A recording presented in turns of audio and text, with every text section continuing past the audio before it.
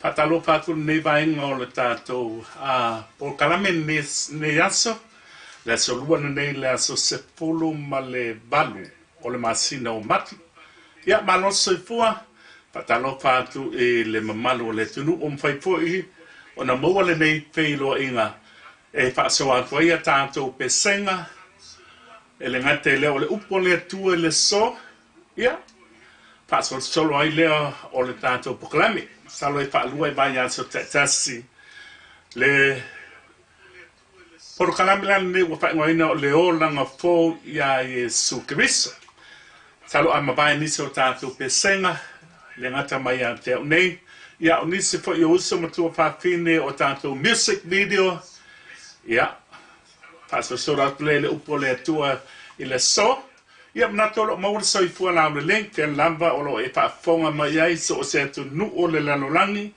whaataipo ia te lantou o lo mwhaio na o mai a lantou whi autus tusia ia o le biinga o le tua o tā leni o tiute mo tātou whaiba na o mai le tua tātou te ngānulu e ai o le bala awa le tua o le upo la apostolo o polo wha mai ia o maua le mena bala au wina ia e iai lan bala au whaasino le tua mo tātou uma o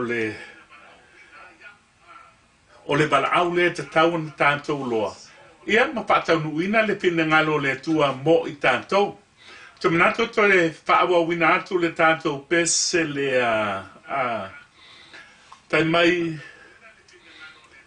ala mai o le ekalesia ia ala mai ata mai pea e fia le tua pata lopa pea e fia le tua ia manatu foi o starte fia le tua o starte fia le li e le o se ekalesia o le tua a ele ekalesia e te ngalue ai o te ngalue ai ai fa meio po le pese ata mai pe a fai e te fia i le tua to e tātu lan tātu pese leo le nei tai au ia ona whaawa wina leo nisi o tātou por kalame ai maise o te fia tau tala ma whaasoa e se upu whaapea o le mana o le malosi o lo i upu there is power in the word o le voi whai matus pa ia o lo wola maleoti o lo wola maleoti leiko kongo kako upu Talona mai anisi o tātou pesenga, tātou music video nei tai awha talo pātu. Pea mwhai wa e maua mai i le tātou po kalame o le nei tai au. O langa fō i a Keriso Iesu ia o le tu nātu o nei o Vili le lua Ieru. Whaina whātou wina le nei wha moi moi. Patalo whātuai te lava o le baenga langi le kalope. O lo e whaafonga mai e. Ia whamni atu le tua ia te oe. Ai tātou e fo i e taha le tātou pese le wha mai ata mai pe a whai e te fia i le tua.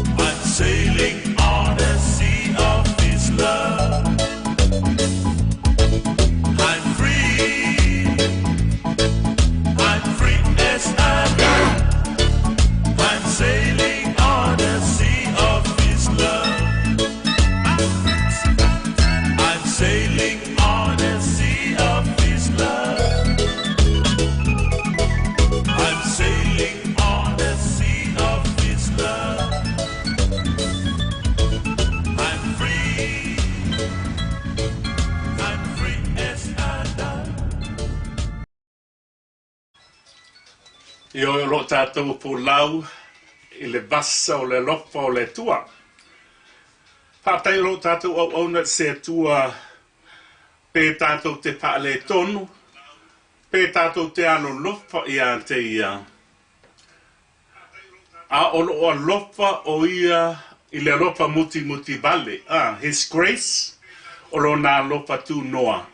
Le alofa I le tua ia tātou. Pe te alofa la ia te ia po e mānatu natu ia te ia. Po whai ale soifua o lo e fia ai ma whai mea la langile nei. O lo tu I pēa ma turi loa ina oe. E le alofa le tua te silani. Pe ke kankongu I le tua pele ai. O lo o whaaso sulu mai le la. O lo au mai le ea. O lo au mai le ea safo. Ia te oe mau. E te soifua mo o wonai I le lalolangile nei. So we are sailing on the sea of God's love. O le tātou te pōlau. I le alofa maleanga le lei o le tua. O lo tātou iaila le nei vain tau. A o lo tu ia. E le misi le aso o lo tu iai. O lo wha manatu mai ia te oe.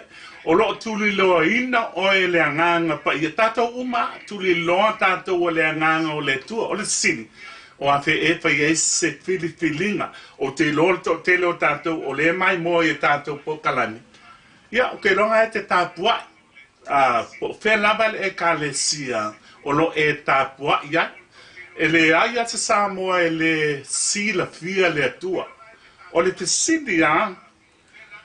O iai sau mafutanga. Have you got a relationship with Jesus? O lo tuli loa ina tangata mafuta I le atua. Le tangata ua tu ina atu lona soifua wai oe. Kau ke loko uma. Tātou te loa uma I la Samoa le loa Iesu. E le te Samoa e le si la fia le mena whaia Iesu mo le tongiola. O le te siri. Wa e ta dia la le mea. Fe mali yone mo mus, o le yone mus fulua. A o lanto uma o e na talia o ia.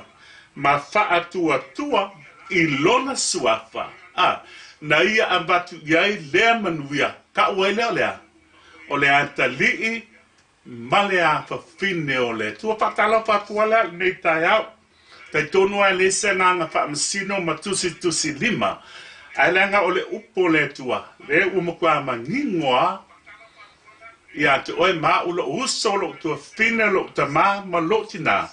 Le awana tātou te sawa tuai. I le manuia. Po o le ola e whaababau. Patalo whapla ne vaenga o le tātou po kalame. O le olanga fau ia Keriso Iesu. Loko ni te limas fulpitu a o se ua ia Keriso. O le a o le kanka. O le tangata fau. Ua fau lau a mio. Ua fau lau tautala. Ua fau me te fia iai. Sa e le tatalo wa e fia tatalo. Sa e le fai kauku spaia wa e fia fai tautu spaia. Sa e palau vale wa le toi palau vale. Sa e ika fu e le tangata wa le ko iai se mea le o le tangata fau. O le tele la on taime tātou tangata fau. E le se fau linga fau le te baaya tuai a wa suia. E baaya fau o la wamo le mau o le tele o tangata wa suia o langa. O ke baaya I ese me wa suia I o lantou fau linga. There is a brightness of Jesus. Wa paatu muina le nganga pa. Ke taku wa pupula mai. E ke waku wa ese ona ua afi o ile nganga pa I o le tua. I to tonu ia te oe. E le wha pēna se e loku leo ke iai. Po le ale lotu e. E le ai. O lo wha peatu Iesu a fio mai. I to tonu o lo loto. Wa usala mo la unga sala. E a fio mai oe pai matupu ma li I lo ola. O ke pai atu e wha maoni. Ia tau tinonga. E ke loa o e se swinga katiba pan wha. Na liu o ilo olanga ia Keriso Iesu. Mai ni matanga, ma le leanga, ma le kausaha ili o se fia moli. Leana ta ua sunga ia ta vita, pa ngai ali I tātou pokalame ua mabai atu. O le fia moni e maua mai ia Iesu. Fatalo fatuai la le nei tai au. Ia manatu aula o maua le soifua la wilei. Manatu o maua lo malosi, manatu o maua le fia, o lo tātou Iese lalo langi whaingata. O le lalo langi o upu matala, o le lalo langi o e fa o le tau mai o ia tu nu na I panga ma meo ia o meo lo la ma pomu a ko meka ia e pe lo fo I tau lai o I tau le e tupu ia tātou o tau au upu o tau au felafo inga o te titau tala lai le taiao nei se teimi muli ane I le mata upu whapea words are powerful o upu o le makua malo losia o upu o iei le mana whamarikus pa ia o lo wola o lo wote ma lo woki lei to tonu o tātou upu ai whamai la o lo mawal soi tua la lei to tātou pese lea ia nsano la tuatu le upu le tua wa ola ngonga I le nei vanya sa ato sa o mafau faua I le tua po le ase pe au mo tātou le nei daso a le upula le o ulangona ia ave o spa manianga mo oe ia e mai sa le faida unga le nei tai o pese mea matafua pa matuainu ba bae ne nei vaenga o le tātou po kalame ia pa miatu le tua ia te oe Ba fei lo ia tu I le swapa Iesu Keriso ia I lato uma o sila mai ma mai matafua pa matuainu le nei ma le sunga I le lipule ia Vili le iwa Ieru ia o le anawai o navan kako vision recording studio ia fa fei lo ia te foi ma o mai e amato na ia ma o pese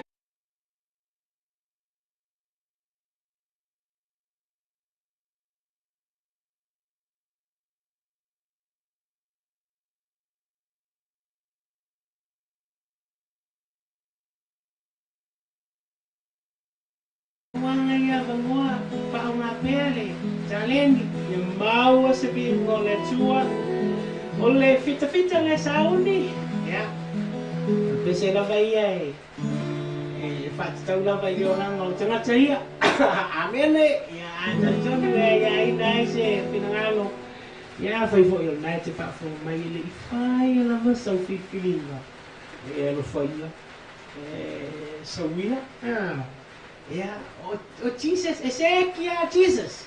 Yeah, I Taylor Noah, yeah, Lea, Tuatu, Peselea, yeah, but you, my long fact, Meana,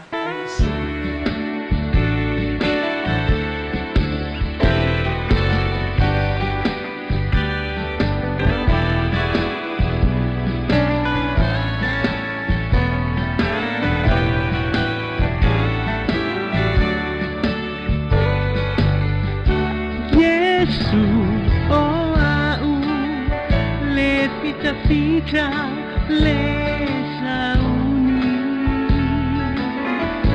o taimi uma o te tauma solo muli malo alofa e fai no pie ona iua Hawaii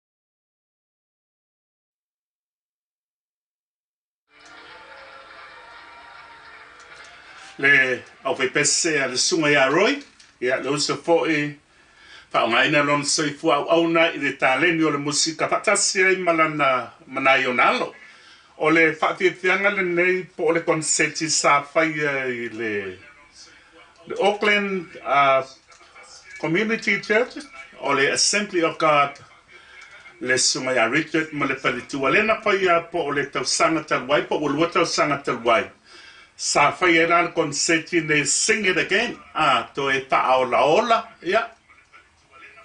ia tele o tātou pesenga ia whai o la se tāleni o ia te oe ia whaonga lau tāleni masani ano pa pe le tele o tangata o le tāleni lena mai le tua ia oe ele mo oe to be a blessing to many o le kālengi ngā mai ia te oe wa kere koe pese a oe ia te oe po le alapa se si anga vaa o lo ia te oe ai o le tāleni na mai o se wha manuyanga o se wha manuyanga mo les tangata au ana te wha melea le mea lofa le tua nau a watu ia te oe aua o le mea lofa rangai le o maua umai tangata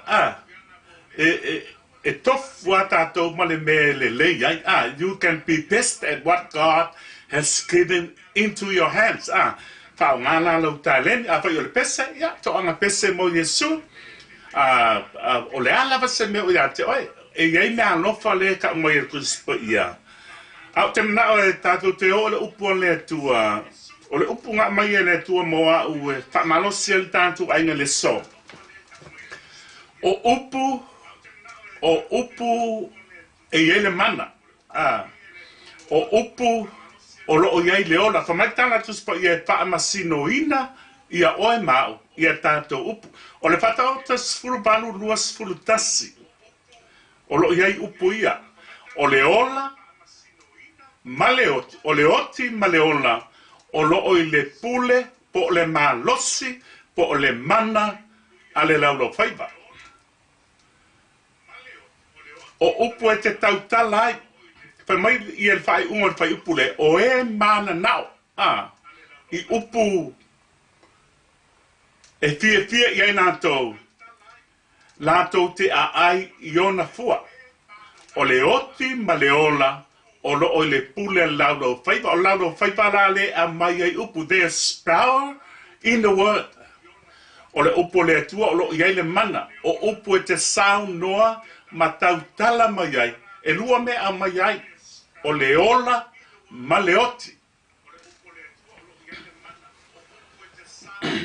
o le la le pule le laulo whaiva o oe ala o lo o yailo manuia o manuia mai le tua a leo family spa ia le tau nei o lo woti ma lo wola o le ele pule a lo laulo whaiva o le tangai family spa ia o le lalo langi le tātou te i na fausia e fausia i a ao le atua po o ngā 5 miliona bai na fausia i le upu Fa mai ia le tala tuspo i le kenese mua o le lalo langi na fausia le upu mana le tua a maka mai fai upu e toru o kenese mua nga e whape ua feta lai mai le tua ia mala malama o nga mala malama lea o aso ia o aso o mai le i ngalua le tua o le mana po o le tawa o langa upu le nga fau ele la langi i le ione mua ta mai i le amatanga sa ia i le upu le ua koe li liu o le wha sa moa i le loko but fa mai kuspa ia i le amatanga sa ia i le upu o le upu foi sa iai ma le atua o le atua foi le upu o le atua o le upu na ia whaia mea umalava sa ia te ia le ola o le mana malama leo tangata vai i le pausinga o le lalolangi ma mea uma na whaia i le upu with the word a le lei ma sao na whaao ngā ale upu it is very powerful iei le mana le upu lea o le upu la e ola o le ola la ma le oti le ia kako upu a whai o oes tangata fia i le tua o oela o tangata fia i di vigi ma tala noa i le tua e kalango i lea e kalango i au upu e te whaafetai i le tua i au upu e te whaamanu ia so uma makaimi umo le soifuaea, e whaonga lea, e whaonga upu e te tala no ai, e te fie whaamalosi, e te fie whaamalosi i le ua vai, e te fie avea upu lea, e te talo ai mo se tasi o mai, po ngā tia, po o hui se whaapita oli, o oe o le tangata o le tua, whao ngā tatau ia lo soifua ma upu ia le whai mai i kuspa ia o lo o iai le mā losi o lo o iai le mana i le pulea le laulo whaipa a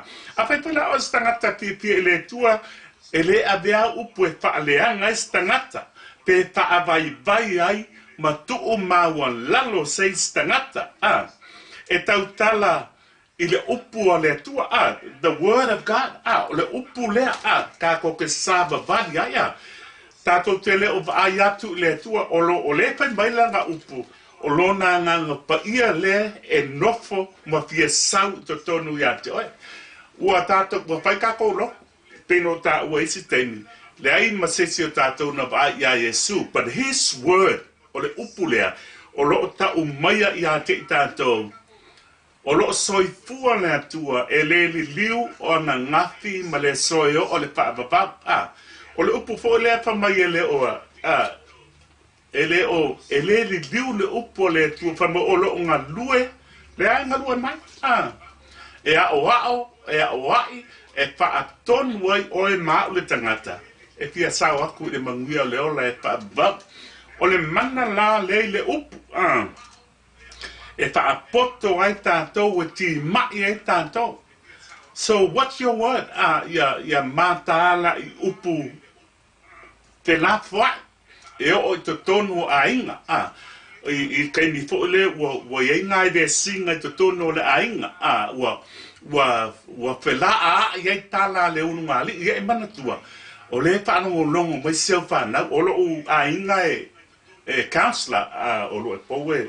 O lana ngā sister counselor, e whea ngai a la ma whaapita ulu nei, o le kere I o kakanga lai la watu, lai e amai e le malo, I services nei, e pe soani la iai, I mo upu whela rea, fa mai le upu Samoa e pala le maa ai le pala le tala, o a upu ia ke kaukalai, o a upu ia te tautala I lau whanau, o anga ngana ia I to tonu o lo tau whale, I tau anga, senga ngana I ai le tua, o whaalongo mai lau whanau I rua misa ma upu whala whai, o isi kaimi o wale misa ua wakwa ma upu le ma whau Tele po utatu ngata ke visano, o le e fia e le tua, o kaimi wai kai ua tau tala mai ele o le tua, ua kaukala mai o le li o lalang, So,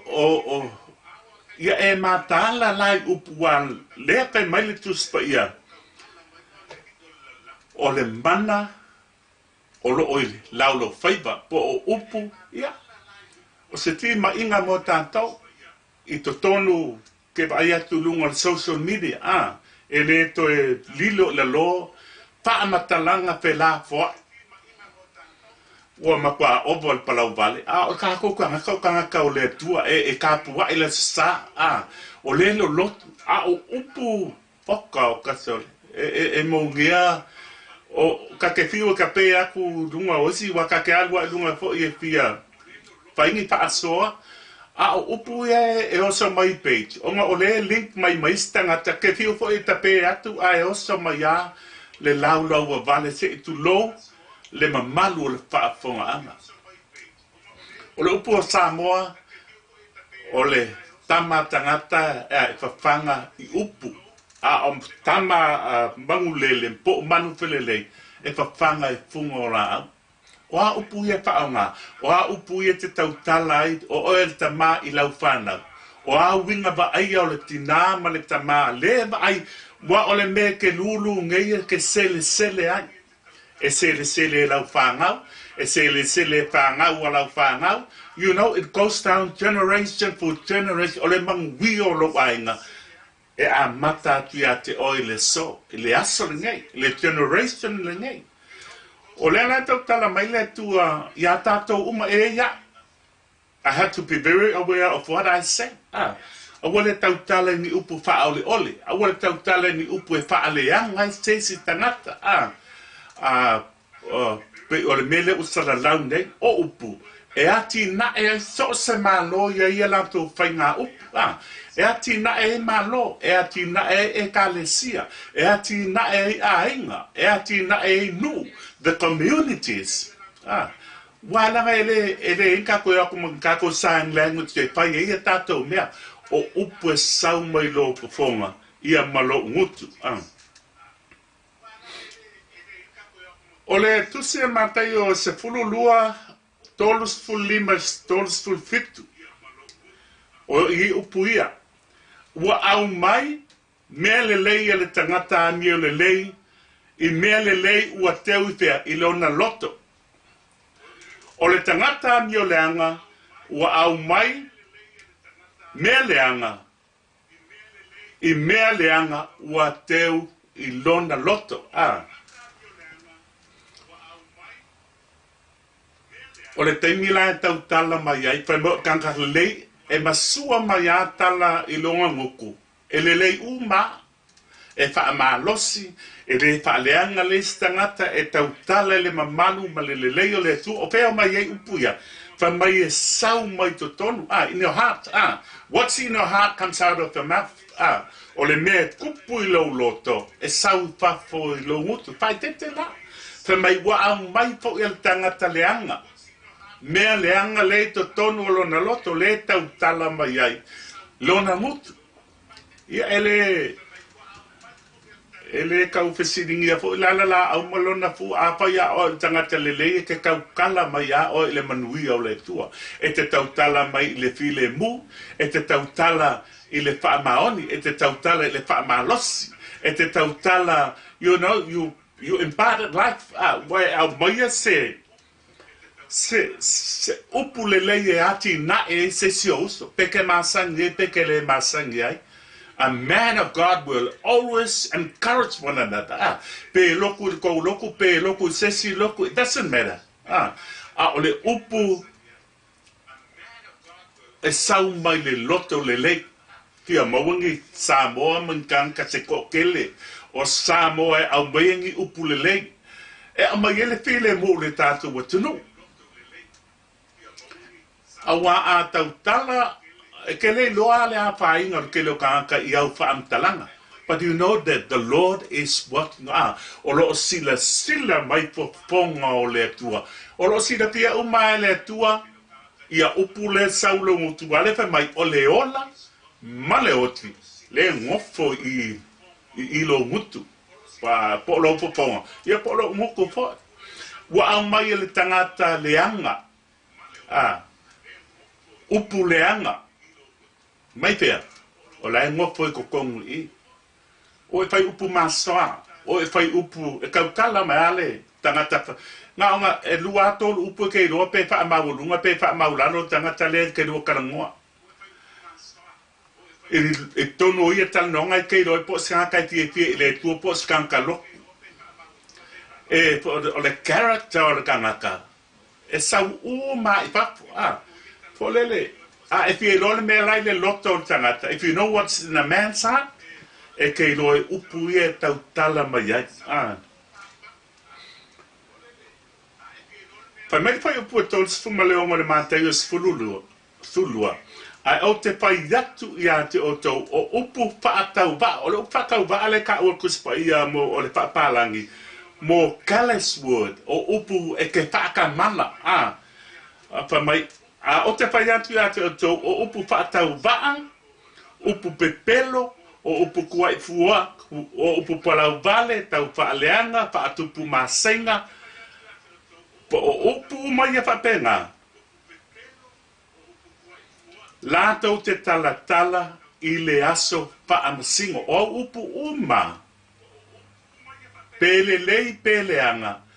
E te tua I lumo le whaamsingonga. Whamei whai upe tōrstulu puti o le ki le ngā le.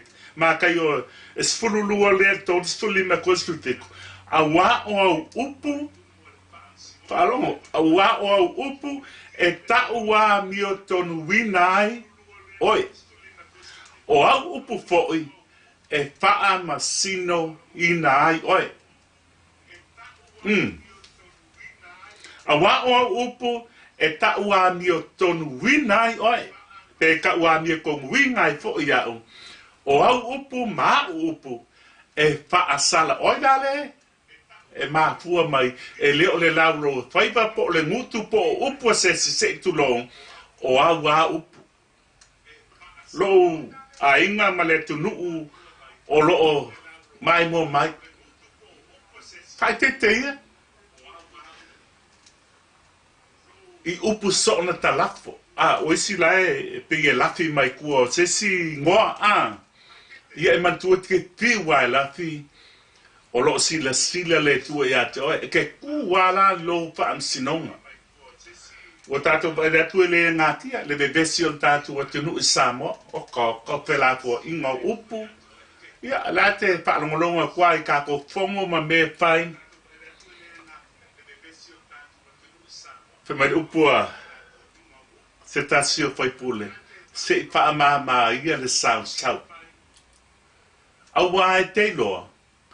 E te aia se i batu le upu le, o ke aia i fuo upu i e te tautala, o kalanga kuspa ia. So, lo ainga i le nei tai au uso matua whawhine. La inga o le atua le nei tai au. O manatu e mai le upu lea mo tātou le so. O upu o lo iei le mana. O upu o lo iei le pule. O upu e wha masino ina ai oe. O upu o lo iei lo wola, o lo iei mo lo woti. E ke whai a ero wha msinonga. Ua ke play minga fua istangata. Play ma oe. Whamatus pa ia tātou te tū te to tasi lumon ngā fua wha masino Keriso. Tātou te tali i mea tātou whaia pēle lei pēle anga. E le whamsingo oe le tua po pesa e loku wai. Ai wha masino oe le tua i lau mea sa whai. I upuna e tau talai bai le whai ungo o le Mateu Sfurulua. A wā o au upu e tau wā mio tonu winai oe. O au upu fo'i e paa salai nai oe. E kele o whewhe lama i mata. E mo kua aluluinga losi o se o manga pe a whai o oe stangata matau i le tua. I lo wha fofonga i le tionga pa ia le tua. So a whai lai mauni o lo nofo Keriso ma ua e ta lia Iesu. I le kaunga e pisa koe fua ma oi le vāvā o ai le laulang. Oke, whano noa au. Oke, va ai atu fo i ngisi o wo, le o ke siamo. Talo ai mai mo mai ia e pesa ai se sea koe le vaenga lea. Le te taunga e whai misa koe ma oi i le tauturinga le whai ngai. A whai e moni lau whaalatanga, a whai e moni lau walofa i a Samoa, male ngā sea malo, ia se pa mamata sau ma alo ese oe le Kerisiano, a whai ke pisa ua e whaola inga a ole kai ka mo e koe ma oi i le mele.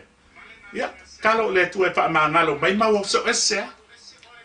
Le ese tātou piitanga o kanka ua wha ia ina ua ati ulanga e de koe kau kala mai lea nganga pa ia le ngofo i tonu i ngi upu wha sau sili, i ni upu wha i tu au, aia. Alu ese oe malea ka ma ia tautulinga social media o vai e kwa isi aso whaangoa o ke loa isi kere whaamsinoa a o se lo whaangoa lo vai atu o se Kerisiano ua whaala inga tole ala le fo e felele a koe manga ia upu i kau vanga le whaingai mataua i e whaingai o fea le Kerisiano moni o fea le Keriso le nofo i to tonu i ate oe lo tama lo uso mo lo kua finge. Ko lo pasi mamafa upuia ua abatu. Alanga ile mawhaiona alo ese. Male fionga pa ia le tu. O le upu ku sa o amo oe mau. O le upu fo leo te tau fiopi ia iau. Le fo ke awe hau ia utala e whai. Ma mea o te whaia. Alo ese ai. ole fautuanga. Le o ke siano. Awa ka fikuli I le misa le fai ne ia lalangi. Ma le there is war of words. Ole kaua up, ole kaua mafaufaunga. A ole ata fai o e fai. Olo te talo, Tātou ta talo matu inatu I le tua Samoa. That's all we could do. Ke loa so se, o le kele I o whai ngā mālo le kusipa ianga manguia o tangata talitonu I le tua. Can we stand in the gap for those? Can we stand in the gap for our government? Kako kuku mo kako malo? Lang o le malo kako? O tangata lai to tonu o le malo. O whai pule, o le pale mia. O tangata o mahalo kako malo. O kanga kasamo. Can we stand in the gap? For ingi o lako o le. Mangi o kako se. Lako se. Can we uplift them in prayer? Tato tu whaatasi. Tato sapaya masi I takasi I le kua. Wa maila mi o tonu o le tuana. Kako fia umalea. O le whata o kas fulima. Whamel whata o tas fulima o le tali. Po o upu file mu. E le liu ese nai leita. A o le upu whaatinga. E kupuai leika. E ala. E kai mga ai whaatinga pia. Ma feitai ai pēr, ma le maua se le o mō tātou.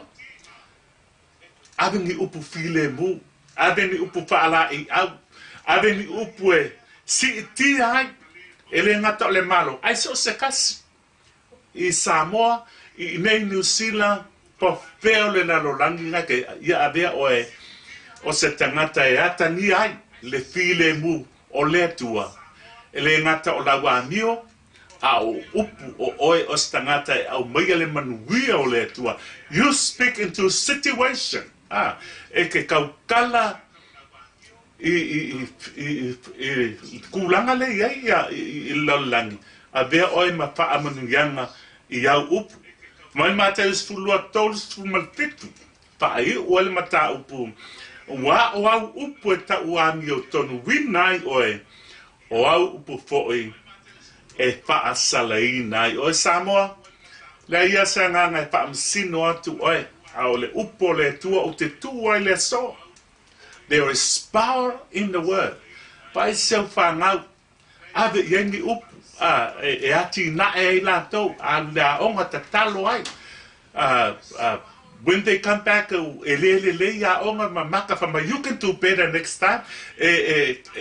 Eu aku ka sanga le tau mawhai le mawhai nga le mawhai e te mawhaia o upunge you put still e masango kapea o kai mi uma ke faala e au I so stanga te lo ainga ma fafo atu lo ainga wa e tu ua I ni mo ngistia po ngiu a mea I to tonu o na to loto Whapea, I can do it.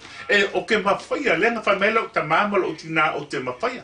Ia po se usa, po se kua whinga, ke rua le loku, ke rua le ainga, ke rua le masani. E a mai le tua, a bea oe o stangata whaamalosi, a bea o spangapa, o se whaamalosi au. Au te mna oe tu atu, whai uan tātou ta upu, a wā o au upu, e ta ua mio tonu winai oe, o au upu fo'i e wha salei nai o e whamnia le tua I le tātou matanga le so. Ia, manatu ia I pelo nā lofa ma lo nā ngalelek, pe no whai atu e mamau, tūlanga whaamasino, a o le lofa monia.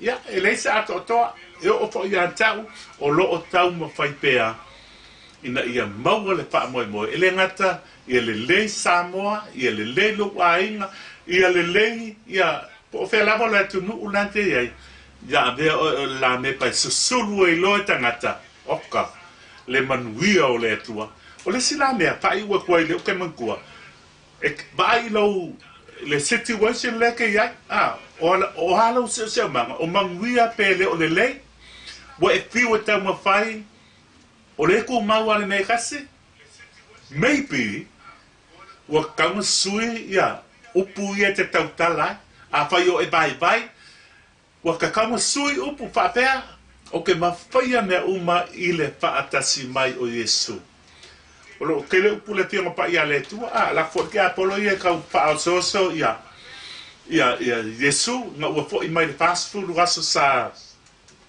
ia de bao ia o kai mi mai pa so ke apolo fa mai Iesu fa mai kus fa mai le tus fa mai le up o le tu le ka ko kalongo ia ia fa manu e tele le tu ia te oe e tu sai tatu matanga le so te o so le pese lea fa marca le pese sa utusia se temi o mamau atu e va api le ala e to ala i titi e o iai e sa atu le manuia fa mai e va tele le ala to tele e o iai a o long tonu unga o le malaia e fa vavau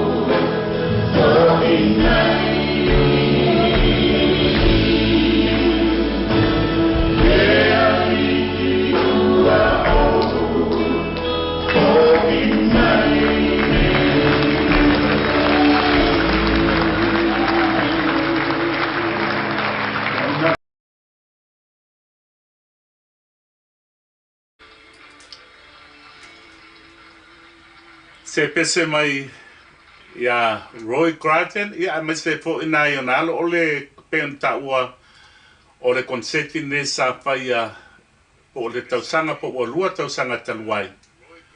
Lea ia PCP o na tainat. Ia o te leiloa, wai mai mo mai, wai whaelongo i le upo le tua. O te leilopa wai whaia le whilinga i talia Iesu e be mali i mawhaaola i lo soifua.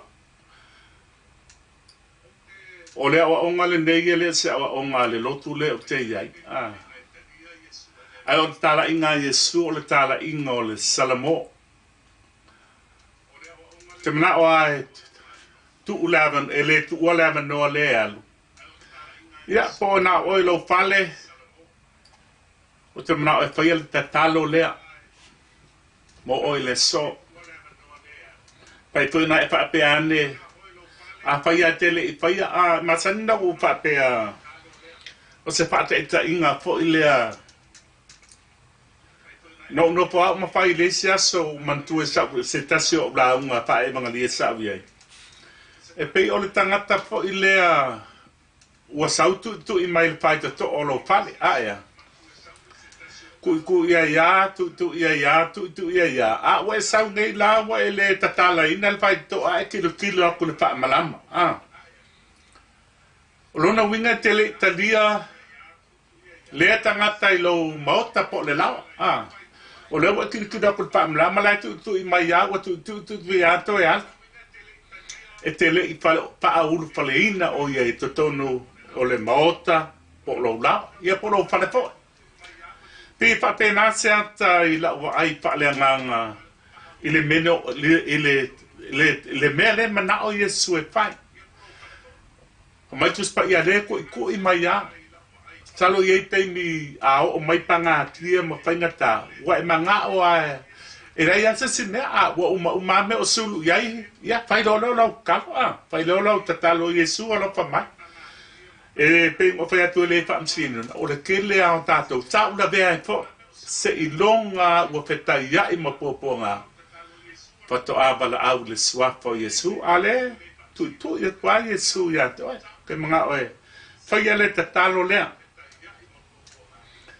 o te ka ia tato le talo le no faia talo fo le na faia le to tele o lanto le fo i mai ia Iesu o ke lo ngai ke lo to tele o tato wa ta dia fa altang ai mo so se tasia ele faia le filinga o le talia le fa me kus pa ia tam talia o ia o te mna fa te mai le talo le la o fai tu te lo te talo ai wo manatu ai malosi ai lo nganga le so e te fate tai mai upo te talo le o no talo le mo e fa tai su la fa o tanga mo a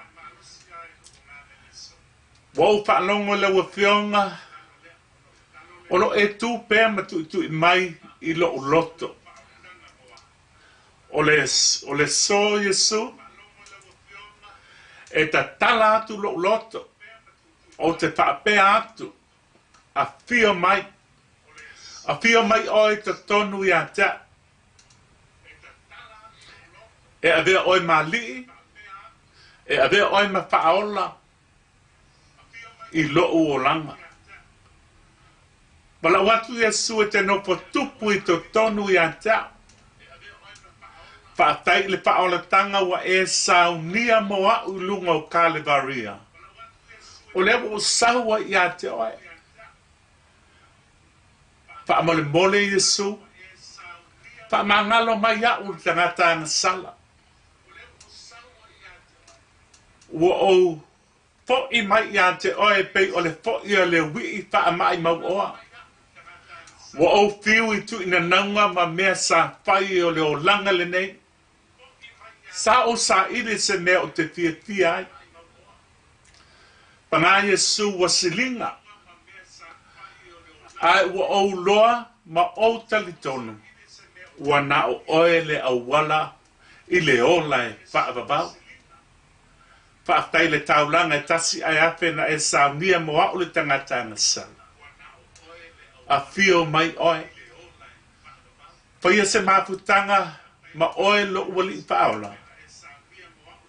Se i au o i lo to e fio mai. Le tua lap te talo. Oi lava so o whaafafonga mai le so. Oi foi o fia maua lea la bea I balef so swani le talia ina oi.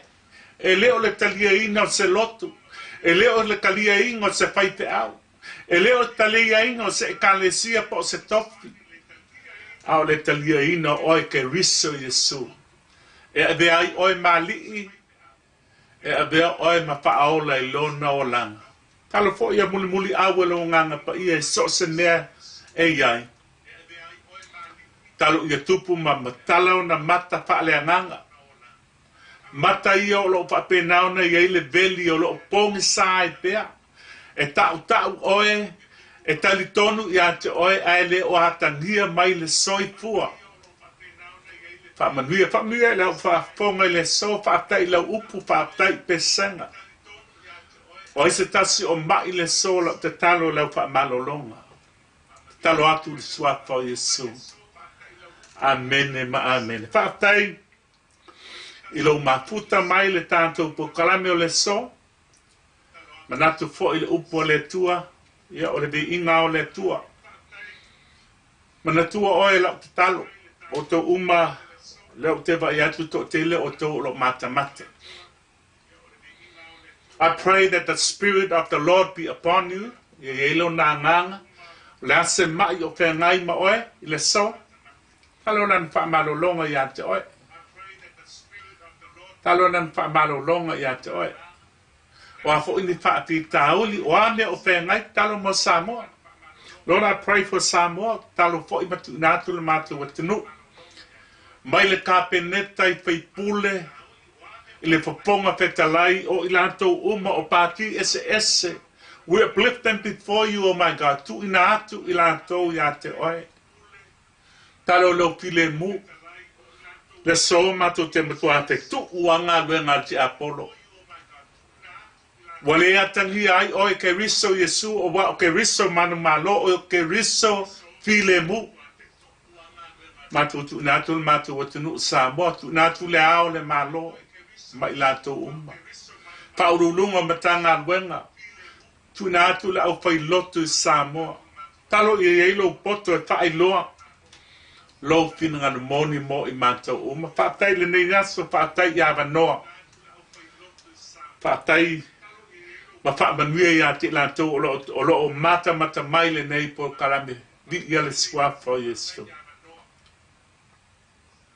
Whaatai tama. Ia. Lau whaafonga paanga masani. O le tu la vai whai el tātou po kalame. Te tonu wa lava matatoe fo le upu le nei aso. Vai au upu. Vai au saunoanga. O au whetalenga. Te I lor ka mali I lana saunoa. E lor po ku whangua pe atau tala. Whara I kiki o upu lano ngei a whaatele upu ngā wā o tātou te whamasangi me o le langi. Vai talo Iesu. Thy kingdom come. Thy will be done on earth as it is in heaven. Pa mai ia whaia lo whinangalo I le lalo langi e pei ona whaia I le langi. O le whinangalo la Iesu ia kako ngongo whoi ngei. Ala e kako ke ola pei o le langi. Ia ura vai e tala. Alo whatele mo o tau pa nuia le tua. Tātou whei loa e po I seisa tātou po kalame o numa. Pai watu I le pesel nei, the king is coming. Le tupu ua fio mai. Vili Ieru, lauto o ona. Pamne atu le tua I ate oi. Kako whelo e stemil nei vai aso, so I fuad swapa o Iesu.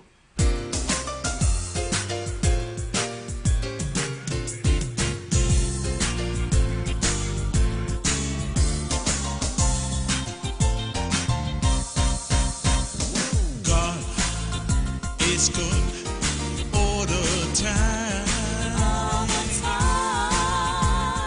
God is good all the time.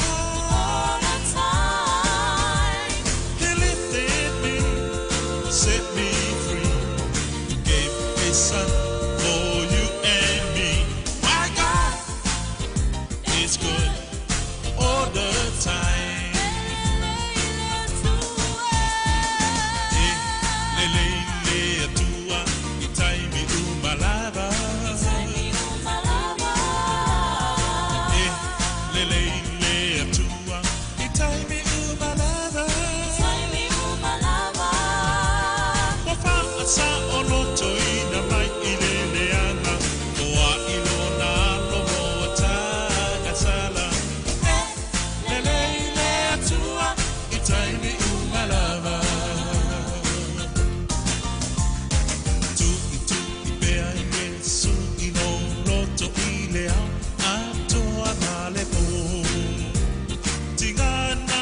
Iesu aele mafaina malolo. Alona fina ngalo tamba wale ona. Wana o Iesu ole faito to asamoa ea. Se ifa alongo ia malangona. God is good all the time. All the time. God is good all the time. He lifted me, set me free, gave his son for you and me. My God is good all the time.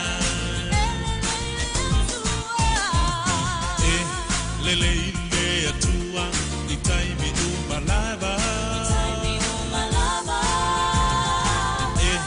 Lele ile atua, itaimi umalava. Wafa asa oloto ina mai ilele anga, moa ilona no moa taga sala. Lele ile atua, itaimi umalava. God is good all the time. I said God is good all the time.